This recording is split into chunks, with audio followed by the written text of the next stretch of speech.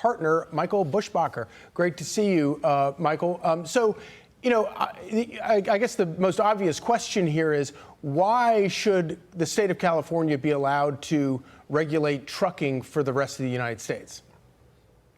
Well, they shouldn't. The Clean Air Act does give California some special treatment, and they've taken that inch and they've tried to run a mile with it. And what they did in this agreement is they strong-armed and bullied the trucking industry into making this deal, trying to Trump-proof and judicial review-proof their electric vehicle mandates that will ban the internal combustion engine in just over a decade.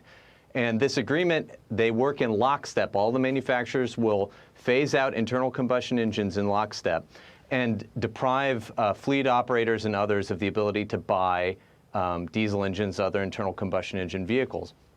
And that's illegal. The Clean Air Act says that if you don't have permission from EPA, you, a state, can't even attempt to enforce emission standards for new vehicles.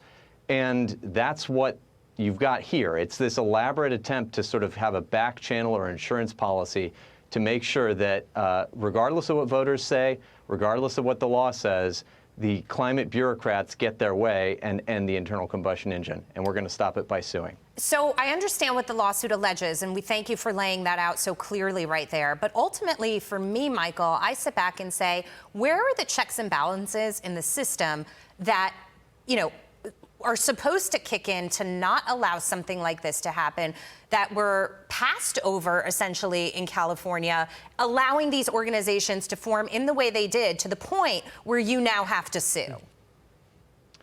Well, a big part of it is the Biden-Harris administration has been actively encouraging California to try to do as much as it can, and other states to do as much as they can, other progressive states, to implement internal combustion engine vehicle bans. And they've done this as part of this whole of government approach. This is something that Biden said literally on day one in his executive orders. So this whole of government approach is to use every tool that they can to mandate electrification. And it's meant that we've had to challenge them in all kinds of proceedings. And so far, the courts have been fairly slow in considering these things. The Supreme Court just now granted review in one of our other cases challenging the electric car mandate that California's had in place for many years now. And so it's going to take a while to fight through, but that's the biggest checks and balance that was missing here was EPA and the Biden-Harris administration.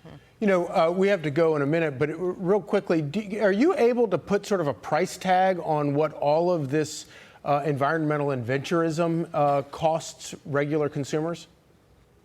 So if you add up all of the electric vehicle mandates that are out there, it's in the many trillions of dollars of costs over the next 50 years or so.